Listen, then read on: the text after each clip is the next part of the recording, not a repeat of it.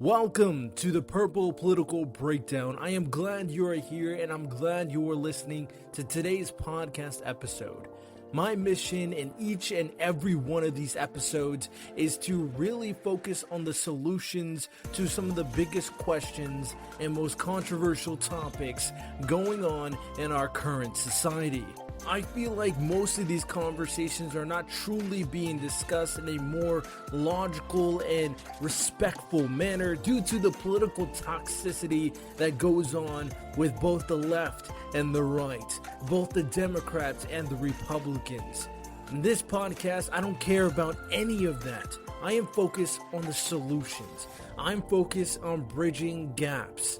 If you want to join me on this journey, if you want to discuss some of the most important topics, if you are tired of the political toxicity and negativity from both sides, please support this channel, share the podcast, and go to my website, www.purplepoliticalbreakdown.com.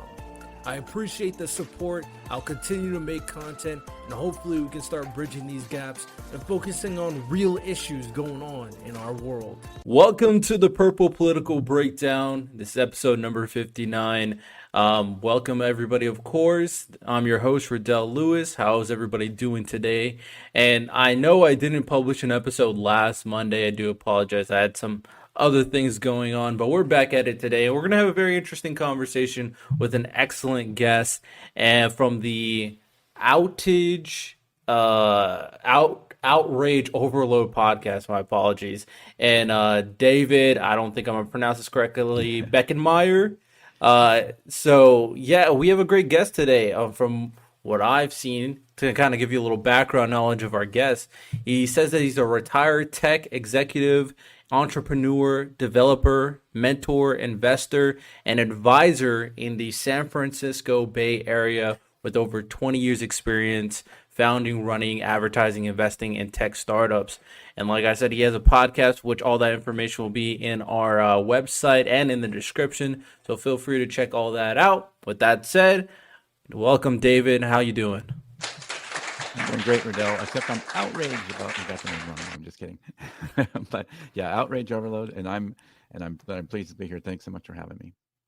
No problem. I think this should be an interesting conversation as we talk about some things in referencing, political ideology and kind of the functions of like the political divide. We talked about this plenty, but these conversations are important to kind of instill into people to kind of realize the important nuances on how we're handling this and how we can handle them better potentially, of course. So before we do any of that, we're going to start off with some what you need to know. What you need to know, some current events that's going on in society that may affect you or may affect someone you know, of course. First thing we got is the suing of Meta. The Facebook, Instagram, changing its name to Meta. Apparently, attorneys general from 41 states and the District of Columbia filed lawsuits yesterday, or a couple days ago, alleging Meta, owner of Facebook and Instagram, built addictive product features geared toward children despite knowing their negative impact on mental health.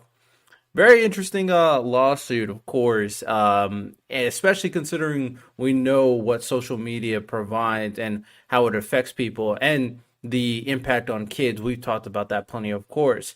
In addition to that, we had a recent situation of another unfortunate mass shooting that took place in Maine with at least 22 people dead and as many as 60 people injured from the attack, of course. This is a very, large death injury toll in this situation for this mass shooting. And, we've talked about it plenty as well in terms of mass shooting and the gun violence, of course. And it's just, unfortunate situation, as we know. And the last thing I'm going to bring up here is we finally elected a House Speaker for the government. Rep. Mike Johnson was elected as the House Speaker. After, we got rid of Kevin McCarthy. Will he do better? Will he do worse? I'm not really sure, but we got a representative out there, of course. So these are some of the current events. You got anything to say about them? Yeah, there's definitely a lot going on. I mean, I think that it's an interesting way that the speakership ended, or the speakership, I should say, the speakership fight ended. Um, and I think this character is going to have, his hands full because I think he's pretty junior, and I think he might be in over his head. So we'll see how all that goes, and I think he's going to have it. He's going to realize he's in pretty deep, pretty fast because he's pretty inexperienced. So be curious to see how this all plays out. Yeah, I definitely agree. There's always a lot of heat when you're in a position like House Speaker, of course. Uh, Time will tell, I guess. Time will tell. People will have their criticisms, of course, regardless of who's in the position. I don't really have a strong opinion on the individual until I see how he acts when he is put front and center, of course. So, with that said, like I said, there's interesting news. Obviously, I'm not going to bring up constantly on the podcast the recent updates regarding Israel Palestine, although it's like all over the news. We realize, hopefully, you realize that it is a terrible situation in terms of the conflict. Terrorism is not good, but it's not a simple situation where all Israel's bad, all Palestine is bad. It's a complicated and nuanced circumstance, of course, and I'll keep on reiterating that to people, regardless of like far lefties thinking that they got to overthrow the Israeli government, or far righties thinking that, hey man, they got to do whatever they got to do to deal with Gaza, which crazy positions on both sides, of course, and the situation with the social media thing, I do think the question and conversation on the influence and impact social media will continue to happen over time, and probably even more so with the addition of AI and the how complicated AI can be on social media, and how complicated even understanding facts versus fiction in terms of stories on the internet as well. So the conversation will continues to happen. I'm just curious to see if they eventually put on a legit policy, whether you think it's right or wrong, to kind of start putting actual restrictions on a platform that's supposed to be a platform of freedom of speech. It'll be interesting to see moving forward, of course. But with that said, let's dive into our subtopic today, deep or deeper. It's a very thought-provoking question I like to ask the guests to kind of get the wheels moving in the brain. And this one is, if you found money in the middle of nowhere, would you keep it? Yeah, one of those ethics questions, right? Yep. Yeah. Yeah, I mean, I think it's one of those situations that it might depend on the day, right? Is it going to dive into your deep, you know, ethical side, or are you just going to be having a bad day and say, "Screw it, I'm keeping this money"? But yeah, I think it's probably one of those for your long term health. Probably not going to keep the money because I sort of know the long term effect of doing that will probably be worse than the short term benefit of it. So I'm probably been around long enough to say, nah, I wouldn't keep the money. But then again, until you're in that situation, I guess you don't know for sure. Yeah, it's definitely one of those situations that you will have to see how you're feeling on the day it actually happens, right? You've probably seen maybe $1, $10, $20, and he's like, I'm gonna pick it up, take it. It's no big deal. There's definitely a kind of risk factor in these situations, because you would assume the more money that is out there for you to just take, the better for you. But in reality, the risk of taking a larger sum of money means that people are going to be more invested to get that money back. So that will have to be something on your mind, and you don't even know where that money is going towards. It could be going towards a good cause, and you just ruin that good cause for everybody. So there's a lot more in stake when it's more money versus less money, which is a very interesting situation you would have to kind of conjure up in your brain, regardless if it's life-changing money like $1 million check on the ground. Like, I'm sure you want to keep this, but you know that this is someone is looking for this. Of course, someone is definitely looking for this. A very interesting question. People who are listening in the audience, of course, you can answer the question as well, whether or not you would pick up the money. Let's even say it in intervals. If it was $20, $100, $1,000, $1 million, how would you act? Of course. So with that said, constantly in these episodes where we're doing this 1v1 conversation with the guest, we like to get a picture of who the guest is. So we ask some questions for the audience so they can understand where these opinions are coming from, of course. So the first question I got for you is, do you have a political identity, political affiliation that you abide by? Yeah, I mean, I've started to go down the track that like I really am opposed to sort of this political identity idea, because particularly the way it's sort of framed up these days, and I'm really starting to believe the whole thing is kind of a conjured up idea. And so I try not to be. I consider I mean, I officially register as independent, and I try to look sort of issue by issue, and not try to figure out what the tribe is doing. But it's hard. I mean, you can find yourself, you have a friend circle, you kind of know how they lean. Now I have a sort of a diverse friend circle when it comes to the political leanings, but still kind of leans one way or the other. It leans more blue. I'm in California. That's just kind of goes without saying a little bit, at least the part of California that I'm in. But I do live in an area that's pretty purple, so we've got a mix of red and blue around, and I have my friend network has some red, some blue, probably more blue, like I said. But so I struggle with this, because a lot of my a lot of my friends get mad at me because they're gonna be surprised by some of the issues, and and I've taken those political spectrum tests, little quizzes and things before.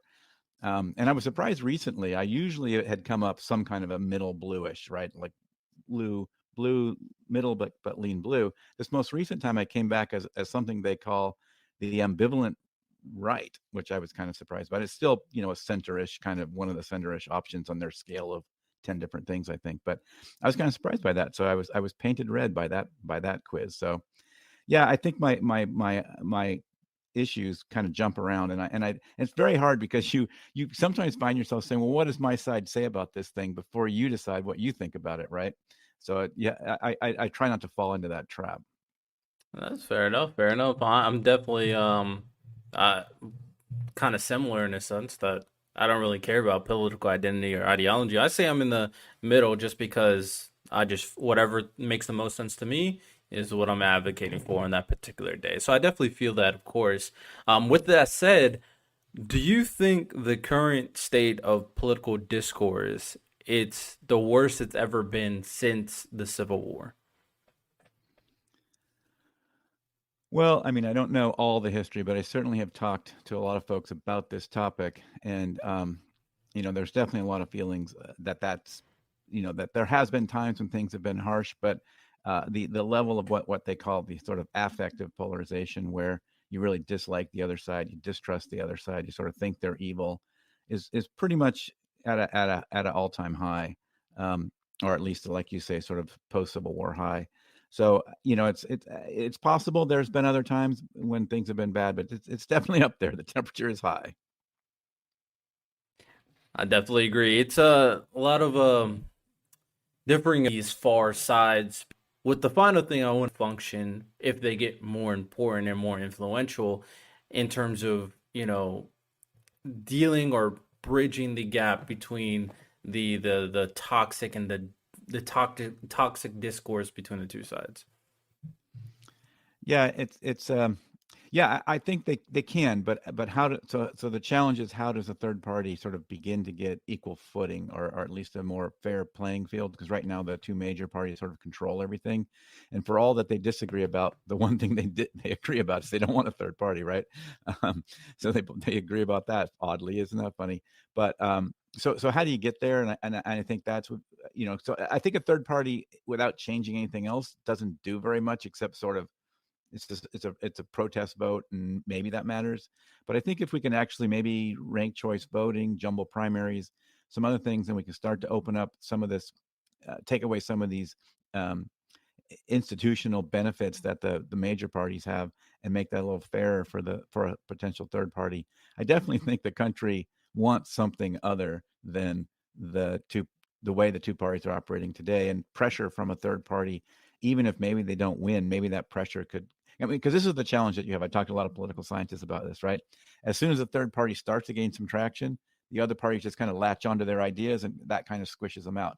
And that may be okay. Maybe that's the effect that we'd want. It's not really fair to the third parties, but maybe that would improve things sort of indirectly by the current parties kind of overwhelming or subsuming those ideas from the third party. But I definitely think the country needs or wants something that other than what the two parties are giving us. So I'm ready to try just about anything.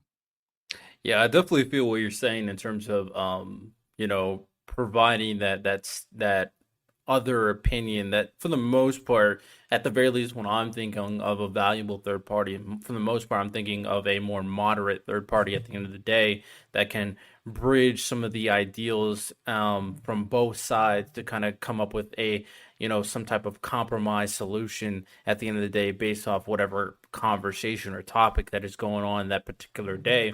And that nuance can definitely appeal to a lot of voters. And that, I do like what you said in terms of the voting, because that's something I bring up constantly on the podcast as well recently, is the potential value of implementing these different voting systems, such as ranked choice voting, approval voting, star voting, for example, that can be a more representative sample of the voters' opinions, as well as brings more value to third parties in elections as well. So I'll constantly reinforce that. Definitely be an advocate for something a little bit different from what we have now. That's a lot more lesser of two evils type of voting style we got currently going on, of course. With that said, I do want to give you the opportunity to kind of talk about your podcast right now. So what is your podcast about? Why did you start it? And what is the message you're trying to get across when it comes to your podcast? Yeah, thanks for allowing me to do that. Yeah, they what got me to start this was we sort of had this buildup of this kind of rancor and hostility going on, and I kind of saw that in my like I was the guy out there posting on social media, I getting in political arguments, whatnot. Plus, just my circles, people I knew, they were but between sort of the 2016 election and then the COVID lockdowns and everything related to the pandemic, you just saw families canceling each other or blocking each other, disconnecting and getting in fights. And you saw, longtime friends not talking anymore. And so this kind of thing, I had friends getting off social media saying it was too much. And all that was kind of a catalyst to sort of say there's something going on here. So I started looking at it, and I saw a big aspect of it is this kind of, it's got different names, but sort of the outrage machine, the outrage industry, chaos machine. You see different names applied to it, where there's a lot of incentive structures between politicians, on social media, in the news media, of sort of getting us angry all the time and sending this message that the other side's evil. And and we sort of have been telling ourselves the other side's evil for so long now, we sort of believe it, and then we can't really have dialogue. If you can't have dialogue with somebody who's evil, right? So we sort of lose all ability to have any dialogue, and we just lose our ability to be rational because we get so wedded to these ideas. And so that's a lot of where this started. So in some sense, I have the podcast nobody knows they need, because it's a podcast about sort of talking about that, how to be less stressed out, in social media, how to be less stressed out about the news, and and what's going on with our brains. I talk to scientists and researchers and authors and others about kind of what's going on there and how can we kind of lower the temperature, and that's what I'm really about. Do you want a great website like this? This is my podcast website where I direct the audience to come to watch the content, listen to the content, read the blogs, and much, much more. If you want to have your own customizable podcast website, then join my affiliate link in my description to sign up for something called Podpage, and they can help you customize an easy podcast website for your personal podcast. Sign up to get a discount now. Again, use the link in my description to join Podpage now. I'm definitely with you to a lot of the things that you're saying, of course. When it comes down to it, the current state of conversation and these interactions between the two sides is definitely not a healthy way to kind of have these types of discourse at the end of the day. We all recognize from both sides that we do want a better society. Obviously, the biggest differentiator right there is how we do it. and either people on the left that kind of believes in a little bit more of an individualized freedom and liberty versus some people on the right who has a kind of institutionalized principles that they abide by, whether that's religion or something different, of course. Regardless, they think that the way that they approach things is the best course of action to live a better life, to live a more, fruitful life overall for people and for the country as a whole. And they are so stuck into thinking that their way is the best that, like you said already, they think that they are good, the other side is evil. Anything that is not my side or my opinion or my side's opinion is the evil opinion. And they're getting pushed and further into these pockets. And I do contribute, part of it. You could probably argue, a few things, whether you want to say like, how politics is getting represented in the media, whether you want to say, Donald Trump's impact in changing the Republican Party. But I do think a good chunk of it can also be attributed to the ability to kind of put yourselves in these echo chambers due to social media, of course. And social media obviously getting more and more popularized for the younger generations. That means if this doesn't click for people, the next slew generation of voters are going to be even more set in their ways in their echo chamber. So we got to find out, obviously, a more productive way to ensure that people are getting the proper perspective and proper experience to kind of have a larger kind of idea of how the world works versus their little, echo chamber that they may be in, or their little bubble that they may be in. I think that's very important. I preach the value of perspective and experience and conversation consistently. So with that said, let's dive into the bigger conversation we want to have, of course. I've talked about the political divide plenty. You heard me talk about it a little bit right now. But in your opinion, what do you think a political divide means for society? What do you think that actually means in terms of what is going on right now between the left and the right? Yeah, I mean, to your question in the beginning about is it worse than it's been and that kind of thing. I mean, some of this more recent, you probably follow a lot of this too, but a lot of these recent studies. In fact, I sat on a Brookings Institute research study yesterday, talking about the percent of Americans who I forget the exact question, but it was along the lines of the Americans going in the wrong direction, and it's probably time for patriots are going to have to step up and with violence, right? Something like that. And it was it was 25% or 23% of Americans overall. So almost 1 in 4 Americans overall. It was 1 in 3 Democrats, and it was 1 in 5, about 1 in 5 Democrats. So people think maybe this is only Republicans that think this, and it was like 1 in 4. I think it was about 1 in 4 independents. So 1 in 3 people think violence is the way, that the next step, whether and 1 in 5 if you're a Democrat. So so I think that speaks to a lot of it right there. And how do you get there? Well, you get there because you've moralized the thing. Right now, you've really there's a lot of reasons, but I mean, a big piece of it comes back ultimately to that you've moralized this and think that the other side is evil enough that violence is justified, right? And so you can dehumanize them to the point where you're ready to do violence. And I think so that is where we are with society. So that's the challenge with society at the political elite level. We're encouraging them to behave this way. I mean, I think the speaker vote was actually in this whole speakership process was kind of a manifestation of that we're sort of encouraging the most extreme folks, to take these extreme positions, to brag and complain about the other side. And I'm not saying just the Republicans do it. In this case, it was Republicans demonstrating it. The Democrats do this too, where we just want to they want to make sure they're pointing out how, I mean, I don't know if you get, if you get campaign emails or you see these kind of campaign messaging, but it's never about what the candidate's going to do. It's always about protecting us from the other guy, how terrible the other guy is and what they're going to do. So it's never about what I'm going to do. It's always about what how bad this other person is, and we must stop them somehow. And so, that's there's so much we're contributing to that. So that's part of my messaging, is that we're part of the problem because we want that stuff, right? We made a moral choice. We made a choice. We picked a tribe. And now every time someone tells us how the other tribe is bad, we like that. We want to see that because that reinforces our choice and tells us we made the right choice. See, those other guys are bad.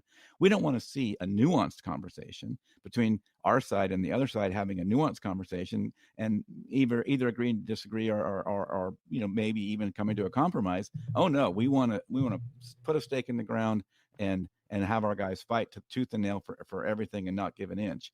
And so we're encouraging it, and to this point where we're ready, we dehumanize the other side so much we're ready to do violence. Yeah, it's kind of crazy to me in terms of how people kind of perceive America at the end of the day, right? So, yes, there are things that are not ideal, obviously, because a perfect society is, at the end of the day, impossible. I do think progressing towards a utopia is a good thing. Having an actual utopia is a bad thing. There is a difference, obviously.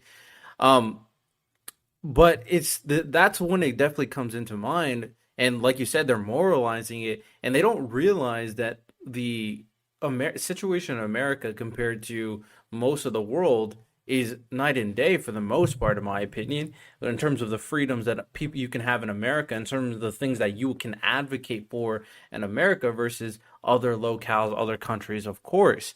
And that perspective can really change a lot of people's mind. But when they're set up thinking that America is bad from the start without really understanding how the world is, and the other sides are already bad before really understanding why their position is the way they are, you're already set off to a bad precedent.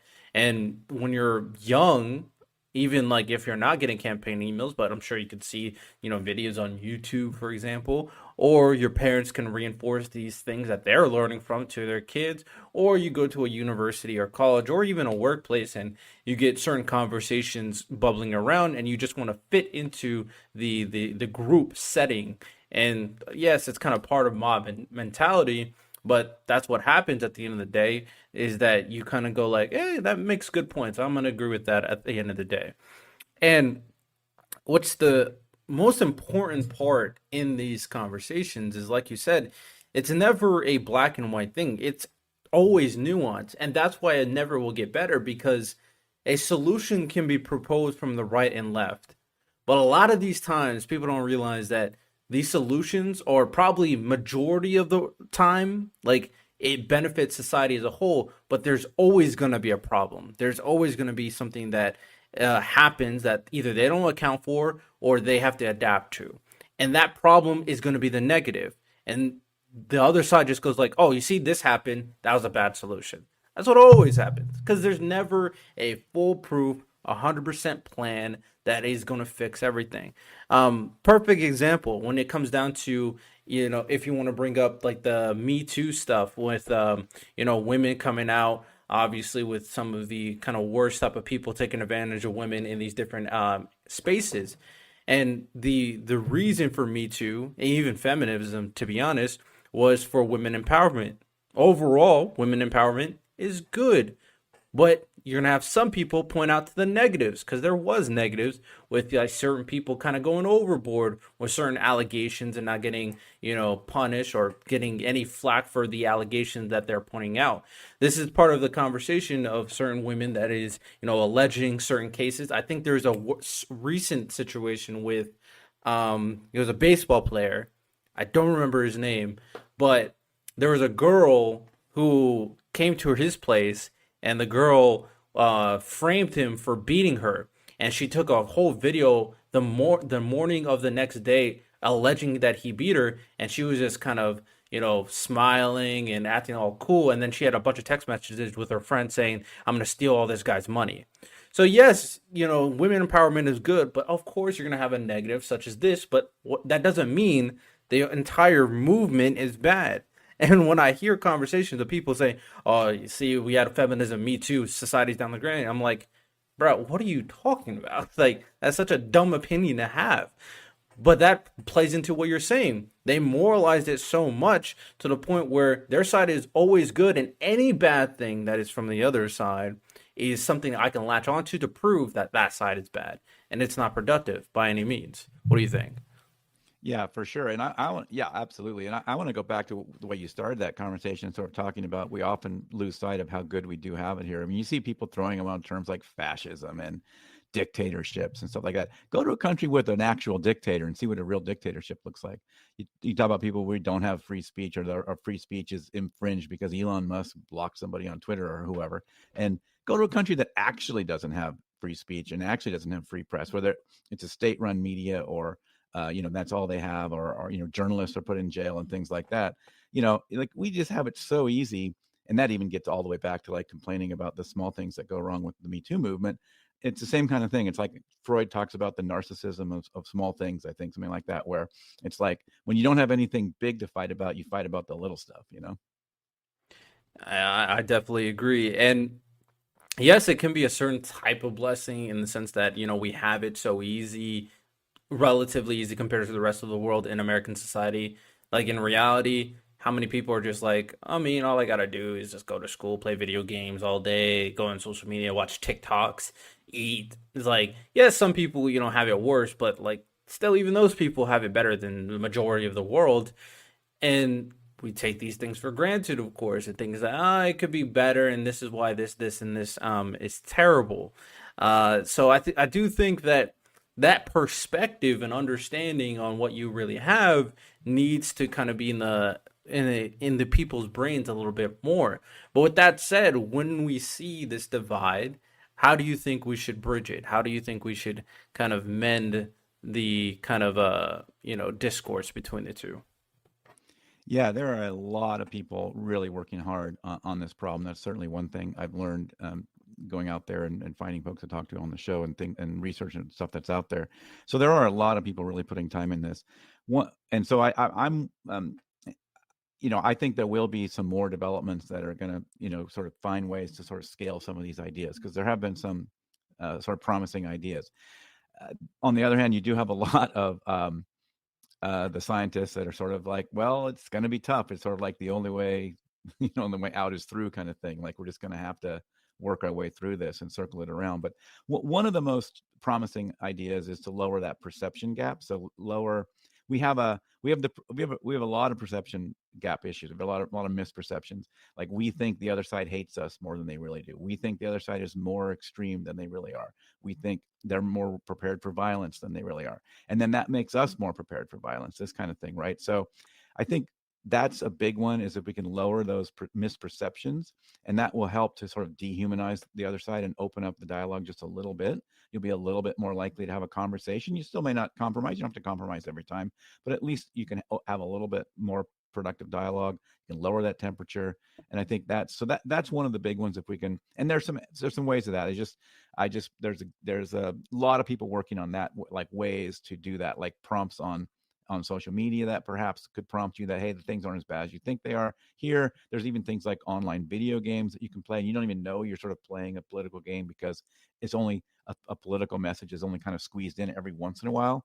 And but it kind of lowers some of those perceptions. Like it's asked questions like, hey, what percentage of Democrats do you think want to do X, or something like that, and then you answer, and then it kind of comes back and says, oh, the percentage is really this, and just kind of moves on to the next question. It's like it's not, and you don't even know you're being sort of given some of these facts, some of these misperception facts. So that's a big one. And some of it, I just preach this on my show like crazy. Just it starts with us, right? I mean, we have to start to be, decide we've reached our limit. I call it outrage overload. We've reached our outrage overload, and we're ready to start taking an active part in lowering the temperature, one person at a time. And then, some scientists are encouraged by that idea of a cascading effect. If you've ever been to a party and it's kind of getting late and people are hanging around, but then you see somebody else leave, then somebody else left too. Now suddenly, sort of everyone leaves like really fast, right? So I think that's kind of how a cascading effect works. So maybe if we start doing things from the bottom up, we can maybe achieve some of those cascading effects. I do think that's a good idea. There's definitely kind of layers you have to play into it, but obviously starting from the bottom is the best way to approach that. appealing to the youth, trying to opening their perspective right from the beginning. Obviously, the hard thing will be, over kind of affecting them beyond whatever culture or environment is kind of pushing them in a certain direction. Um, I, I will say this, that I am like hopeful in terms of individuals from my generations after me, the understanding the way we communicate now is not productive. And I have said in terms of the kind of understanding of social media that my generation has is obviously going to be way better than the generation before us, and honestly way better than the generation after us, because we knew social media before social media existed, we knew it during, and we understand the impact of social media. And by that we can kind of preach these kind of understandings to other generations after us, because obviously the generation after us is going to grow up with social media, so they're not going to have the experience without social media. So I do think having these individuals that are growing up looking at the state of discourse, that there are probably a lot of people that is looking at how we communicate and is probably getting off put based off the toxic way that a lot of these crazy far lefties and crazy far righties are acting consistently and representing their sides.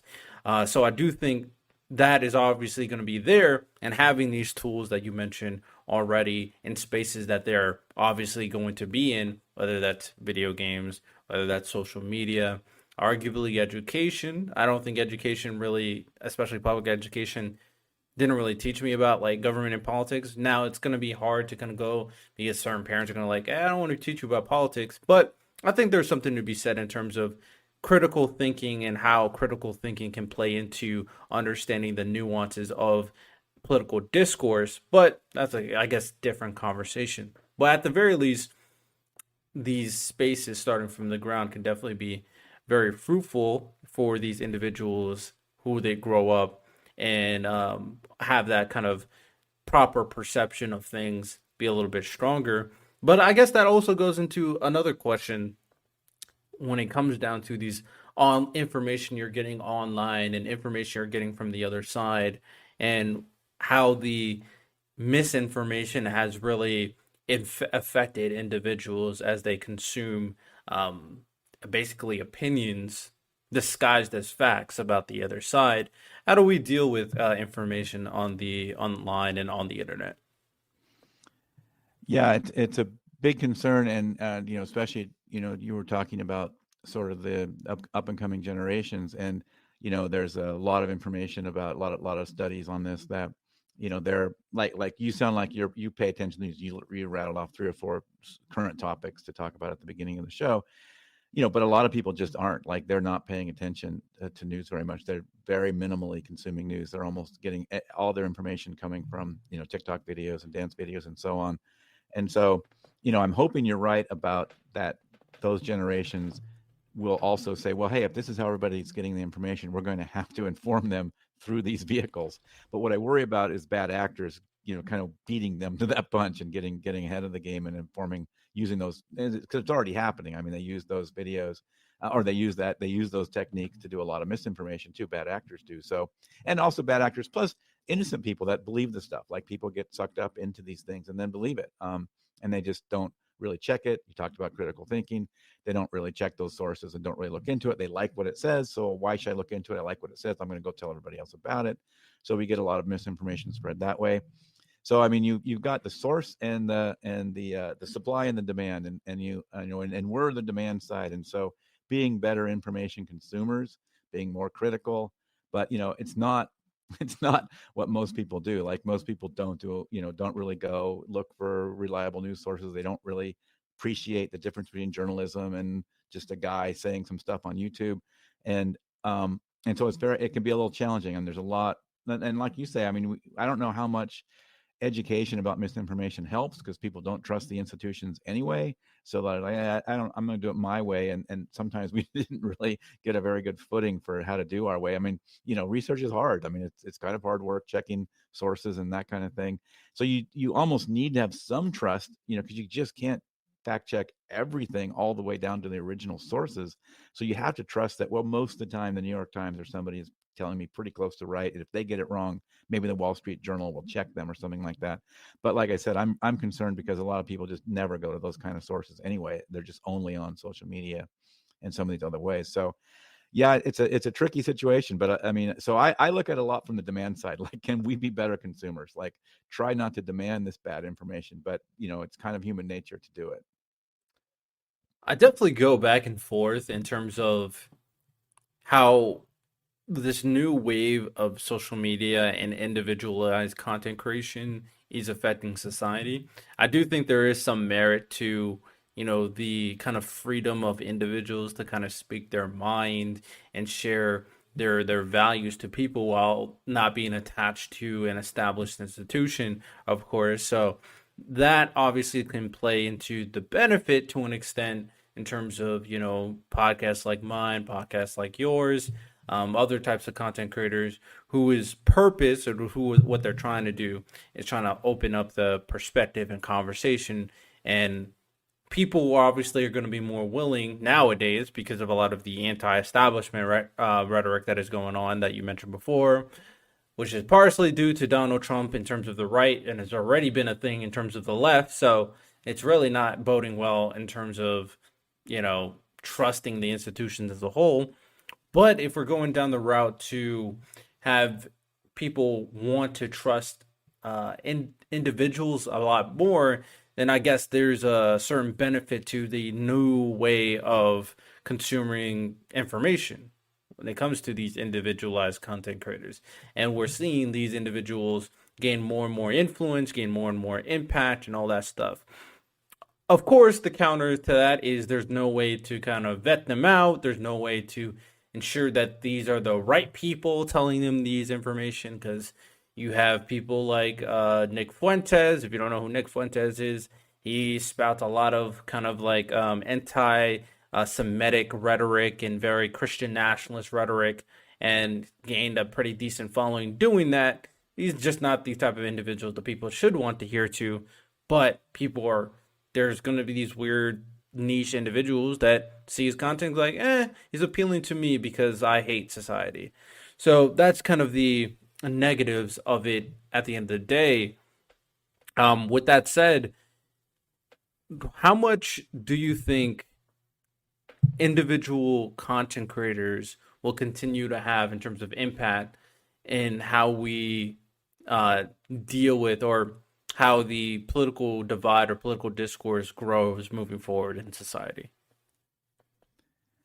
Yeah, I mean, I think it's going to have a bigger impact across all kinds of spaces, and certainly in the political realm is going to be one. And I think that comes back to also, that idea that folks aren't going out and consuming sort of traditional ways of, and something else what I was thinking about when you were talking about that too is how a lot of the younger generation is simply tuned out because it seems so toxic, right? So they're actively trying to stay away from political stuff, and a lot of times they're getting a political message kind of squeezed into other stuff, so they're watching other content, and then that influencer, like you say, might also throw in some political stuff. Might be well informed, it might be not so well informed, right? I mean, these influencers, like you say, you can't really vet them, and we don't know where they're coming from, and some we don't even know for sure how they're kind of backed and how they got that big. Was it really organic, or did they have a lot of money behind them? And then how much is their messaging controlled?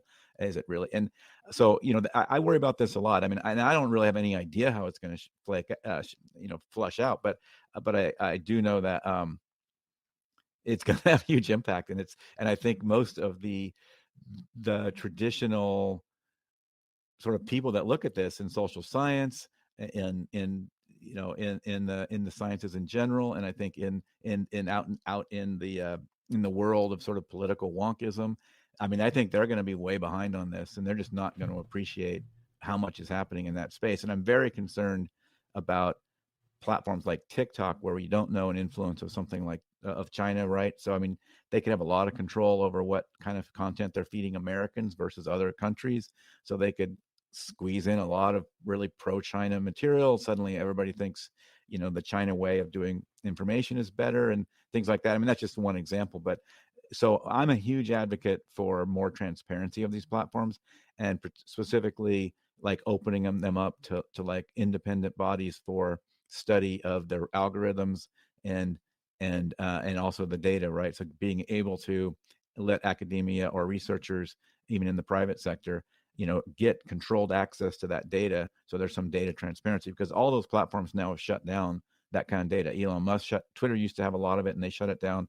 Facebook, Meta had CrowdTangle, they shut that down. TikTok never had any way for researchers or any outside party to see what they're really doing behind the curtain.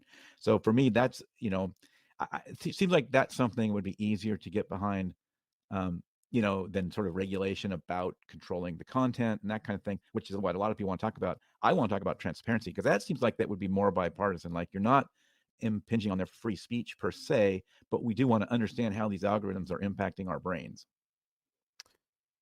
Yeah, I definitely think in terms of the algorithms, it's very interesting um, in terms of their impact. And I will say that when it comes down to social media and what TikTok is doing and what Facebook, Instagram, and stuff is doing, I definitely think that a lot of these platforms definitely are not vetted out the best. I mean, read out a kind of current news of the fact that there is Attorney General suing Meta in the first place, right? And then we already got the whole stuff regarding TikTok and the TikTok CEO coming to America, and they're trying to figure out whether or not we want to ban TikTok in America. So, like I've already said before, the conversation in terms of social media is becoming much more interesting. And then we got Twitter/X here. And honestly, whatever you think about Elon Musk, the way Elon Musk is handling, some of this stuff is something that I really do think is a good idea. In terms of community notes, I think was the best idea that he implemented. Having the ability to, if a viral tweet out there, we have someone who has the ability to provide the proper context or debunk a wrong thing that is posted and say, hey man, this is not the right information. Hey man, there's bigger information going on here. Don't just believe in this. And the community notes is right next to the viral tweet. So stuff like that is very important, where you have, if you're going to have someone create a viral moment, whether it's clickbait or because people get very upset at the most, you know, minor things for the most part, you should definitely give the individuals the ability to make sure that people understand the proper context. And I think community notes is a great way to do this. The way of communication on X/Twitter is definitely interesting in terms of hopping in a space and in a group conversation, or now that you're allowed to video or voice call someone if you want to have a direct conversation. So the communication aspect is definitely changing, and even the contextual information that is being pushed in front of people are changing as well. These are all good things, of course, I think, in terms of how people approach Twitter being the public square that Elon Musk said it was going to be. But with that said, the conversation of algorithms is so interesting because is it a good thing that people are allowed to kind of push into their wants so exclusively, right? In terms of the algorithm on TikTok, if you watch one video of this, Democrat lady talking about some opinion about abortion, what's going to happen moving forward? You're going to get more videos about Democrat stuff regarding abortion. Is that something? And eventually, the average citizen is going to start believing the stuff that they keep on saying on their platform. They see something the first time, you're like, oh, that sounds pretty good. They don't have the perspective to understand the other side of the argument, but it sounded good. You can make logical arguments on any side. It's not that hard. I can make a logical argument on the Democrat side. I can make a logical argument on the Republican side, especially, like you said earlier, if you abide to their morals. The moment you go abide to their morals, it's easy to capture them. So someone sees a video, sees a tweet or whatever, said about a certain ideology for abortion or whatever. It sounds good. They're like, oh, I'm gonna believe this. They're just gonna get more content to reinforce that thinking until they are fully bought in. So that is exactly why I'm thinking of the algorithm and how it kind of pushes content people want to see. And when it comes to these political situations, it's much harder to dictate if this is a good thing or not because they don't have the proper perspective and they can get pushed to a side of thinking. Potentially, then that's when the responsibility of content creators start playing a part, is making sure you're providing that proper nuance. I will shout out, my podcast. I'll shout out Destiny, a YouTuber I've seen on YouTube who always tries to provide the perspective. He's a Democrat. He has a Democratic perspective, but he tries to bring in opinions from the Republican side to see if they're making good points, to see if they had rationale that they want to abide by as well. And maybe people can open up their perspective from hearing that as well. So my question to you here, David, is we understand the algorithm can do these potential harmful things exclusively when it comes down to, political rhetoric, which is much more important at the end of the day and much more complicated than having one straight opinion about something. How much responsibility do these individual content creators should have in these kind of content that they're making for the people and the nuance that they are or not making for the people as well? Yeah, I definitely want to answer that. I do want to jump back real quick, though. It's in talking about that lawsuit, right? That lawsuit that they're doing, that couldn't happen if we didn't have some transparency into that data, right? So that lawsuit couldn't happen 5 years from now because there won't be data about what the algorithms are doing. So, even talking about like what the algorithms are doing, we're guessing at this point because or we're basing on past data that we got some view into what the algorithms are doing. Yeah. So what your question is, what is the responsibility of the content creators? Yeah. I mean, yeah, it's, obviously, we're both kind of in a space trying to deliver quality information, right? Quality, um, in my case, bipartisan, I think in your case as well, where, we're just trying to provide the information. We're trying to make sure we've got quality sources and we've vetted this information. It's good information. That's my mission. And I think that's your mission as well. Um, so obviously that's a good thing. We should all do that, I would hope. But obviously, for some people, they want to get clicks and likes, and they're going to do what they have to do to get clicks and likes. So, that's free speech right there, right? I mean, they have free speech. They aren't guaranteed to have it be distributed. I mean, there's no, Meta and Twitter and everybody else are private companies. They're not government agencies. So it's not a First Amendment issue if they decide to stop posting what you say, right? Maybe that's not fit within their policy, right? They don't have to accept your stuff. That's not a First Amendment issue. They're private companies and they can have whatever policy they want. Now you can elect to opt out because you don't like that policy. That's how business works. I can say, well, I don't like that platform then, and go to a different platform, which a lot of people have done, right? I mean, people got off Twitter and went to, I don't know, some of the various more marginal ones because they didn't like some of the Twitter policies on blocking what they called misinformation. So I do want to straighten that out. But for that content creator, it's kind of up to them, right? It's up to their mission and what are they trying to do? If they want to grow their podcast, I mean, I feel like, I know in my case, I've probably ruined some other podcasts because I got them to tone it down, right? And now they don't get all the buzz, they don't get all the clicks, they don't get all the likes, because it's easier to just go out there and rage, right? Go out there and rage, and there's a bunch of people that want that, and they'll think you're great because you're raging about the other side all the time. So I can't put the responsibility on the participants because that's kind of what people do. I mean, yeah, but I would love it if nobody rage bait all the time and if nobody, was dishing out misinformation all the time. But that's just not how the world works. I don't have that I think power. your audio.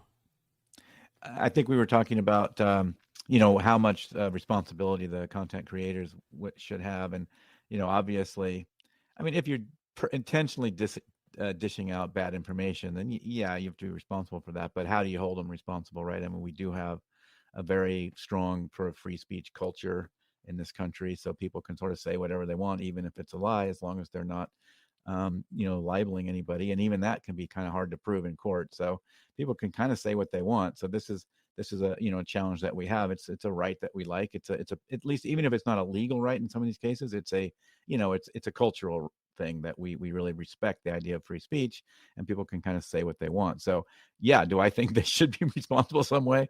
Yeah, but I can't, we don't really have laws or rules that can really hold them responsible. Now, these platforms can have whatever rules they want. They're private companies. They're not under the, they're not bound by the First Amendment. They can do whatever they want in their policies, within, whatever other laws there are. But people, could be constrained on certain platforms, and they have been. And this is why they've moved to some people have moved to alternative platforms, because what they were saying was deemed, too much misinformation, and they were booted off, maybe platform A, and they went to sort of a more extreme or more alternative platform. So that already has happened. But yeah, I mean, yeah, I would love it if the creators took responsibility. But I mean, they're gonna take advantage of what they can to get likes and clicks, and and build their audience. And if they think that involves misinformation, or even just a lot of rage bait and that kind of stuff, they're probably going to do it. And I can't really stop them if that's the choices that they've made. I definitely hear what you're saying. Because yes, there is a certain extent a need, or I guess a want to, obviously, succeed in whatever you're doing in terms of the content creator space. And a lot of times when it comes to, succeeding, especially succeeding quickly, it's surrounded by some kind of drama, some type of clickbait, some type of crazy take that doesn't make any sense. You get a lot of views, get a lot of attention, get a lot of agreement or outrage, and that's how people kind of go about it. Or you do the slow and steady grind at the end of the day. So I definitely hear you there. At the same time, I would say that individuals also have especially the ones who are growing a large amount of influence and impact, do have a certain level of responsibility with the influence that they are garnering. The monetary gain that they're getting is from the same people that is listening or viewing them. So they have a responsibility to those individuals to not kind of steer them in the wrong direction, which kind of that is the game at the end of the day. It's I've had this conversation before in terms of this new space of basically role models in terms of this new generation with the content creators, and how they differ so much from prior generations of role models from what I've seen. Because we've seen, obviously, there's going to be people doing dumb things, of course, in terms of musicians and actors and athletes, et cetera, et cetera.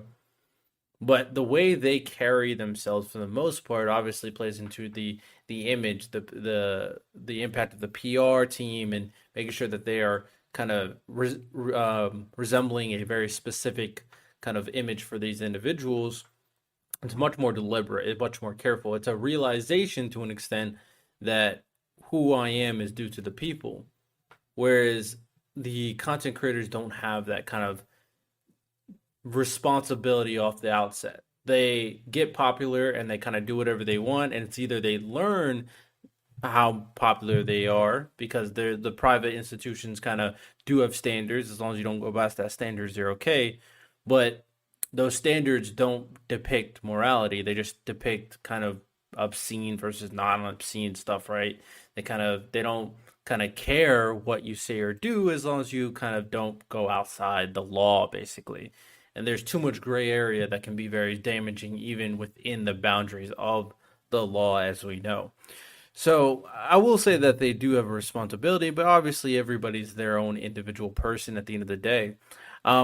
With that said, in terms of kind of like outside social media, and when you're kind of interacting with the people out in the world in terms of discussing politics, or trying to mend this political divide between people, that's right in front of you, how do you think it's best to handle these conversations or discussions?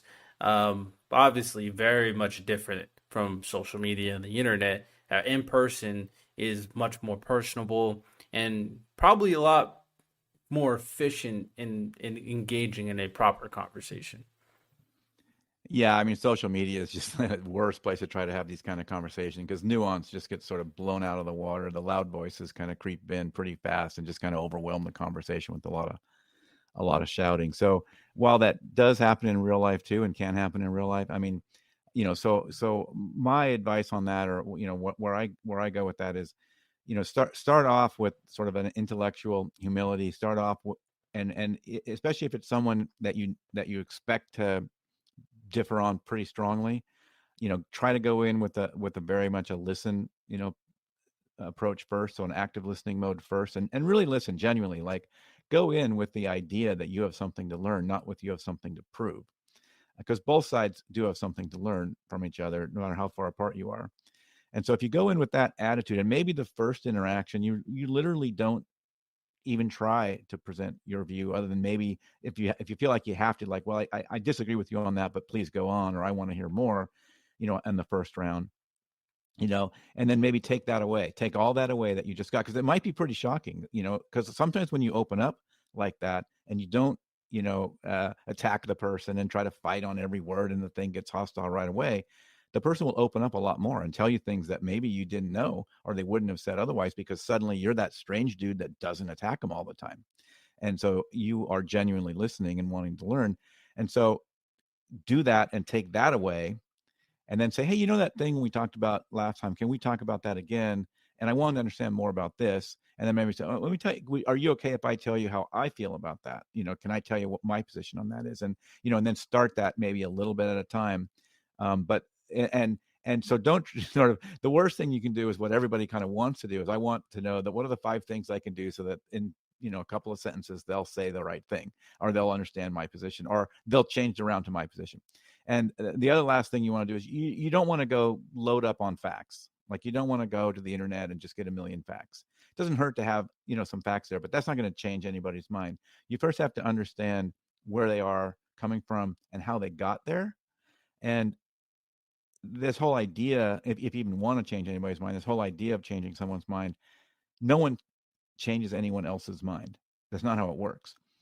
You change your own mind. So all you can do, if you want to have that dialogue where maybe you can move the needle, maybe not even completely move them to your side or anything, maybe move the needle in some way or make them open to where you're coming from, is create that space to let them understand where they are and take themselves down that path to maybe say, oh, maybe there is another way to look at this. You can't make them do that or take them there. You can only create that space for them to take themselves there. And so I think when you go in with that attitude and really try to just absolutely avoid the idea of, I'm just going to go look up some more facts and hurl them some more facts, and that's going to fix everything if I just tell them more things. So that's my main advice. Start off by mostly listening, maybe completely only listen, and then say, maybe in round 2, hey, that one thing we talked about, are you okay? How would would you be open to hearing my perspective on that? And then maybe that's round 2, and really go in every time thinking, there's something for me to learn here. I don't know it all. I may think I know it all, and they're completely wrong. But no matter how insane they sound, they got there the same way you did. They have the same kind of brain. They have the same kind of, the rational process works the same way. They took the facts that they have, they worked through and came to a different conclusion. It's not that they're idiots. It's not that they're racist. It's not that they're dumb. It's not, they're not that they're evil. They don't have bad intentions. They just came to a different conclusion than you. So you have something to learn from them too. So that's my approach that's what I recommend. Now, all of this is easier said than done, but that's kind of where I come from on it. Fair enough, and I've talked about it on this podcast on terms of these conversations that you're having with people. And while you're doing that, always consider or always realize that the individual that you're talking to, unless they're a sociopath, unless they're a psychopath, more than likely they have the best in intentions in terms of society. And especially if it's like a friend or maybe even a work acquaintance, more than likely these individuals don't have the best in interest for the community you're in. Like, maybe unless you're in this weird circumstance where this guy hates your guts to the point where he just wants you to, kick dust. But if you're engaging in a legit conversation with someone, that person wants to engage just like you want to engage. So having the flip in terms of your perception of the individual is always a good way to start the conversation, so you can engage in a conversation with meaning versus with the intention of winning the debate. So I think that's also very important when you dive into these conversations, of course. Final thing I want to ask you is that, in your opinion, what do you think is the best thing, or what is something you recommend the most for individuals who are getting into politics and who want to kind of dive into the nuances of politics? What do you recommend for these individuals to kind of do first? How do you think they should engage into the political landscape and try to kind of be part of the positive change that we're discussing? Hmm. Interesting question. Yeah. Well, first of all, for anybody that is doing that, yay for you, because we need more, sort of regular folks getting involved and being actively, actively as citizens. So yeah. So I mean, I guess that would be, there's a long list there, I guess, but I mean, I would say, it would be good to probably start with some government. Make sure because I feel like like you mentioned before, I'm not sure the current public schools or even private schools really teach a lot about just the basics of government and how that works. So I would maybe start there, and then it wouldn't hurt to I would say one of the be thinking about there's one tool for this, and there's a couple of others, but one tool for this is there's a thing called the Dignity Index. You can look that up, Dignity Index, just Google that, or dignityindex.us, I think is their website, where you can sort of look at, like, when I'm doing speech, am I demonstrating contempt, or am I allowing dignity to my adversary or in my speech? So I think that's so that's sort of a piece of the civic dialogue piece of it. But yeah, I think a good place to start would sort of go look a little bit about how government works, just even in the basics. Like what is a democratic republic? You talked before about things like some of everybody thinks they know what the founding fathers wanted or whatever, but I mean, maybe read George Washington's final address. I think that's very, very informative, but there's other stuff too. But also, and some of the things there are appreciating that good dialogue. I mean, you talked before about it, when things are working in a democratic republic like ours, probably almost never is everybody happy. I think you were sort of using words like utopia and stuff. It's like there's always somebody that's not happy, because when it's working right, not everybody's getting what they want. And so a lot of it is that, kind of being good at having serious differences, but still being able to talk through those serious differences. And you don't always come to the right compromise or any compromise, but at least you're better at realizing that you have to have those diverse views. If you go and only have the one view, you're not going to probably solve all the problems. I mean, you need those diverse views. You may think the other people or other side are all dummies, but you're going to want that diverse view. Sometimes it is going to play, no matter which side you're on. Once in a while, the other side is doing something that actually makes the solution better. So I would say that that's a good place to start. Get a little bit educated about all those things. I think, but congrats to anybody that wants to jump in. I think that's great. Yeah, and to add on to that, I will just say that obviously get very much involved in your local elections.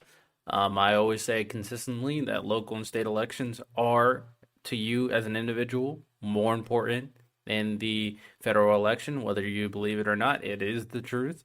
So definitely get involved with that. It's important in terms of changing, at the very least, your community and where you live, of course.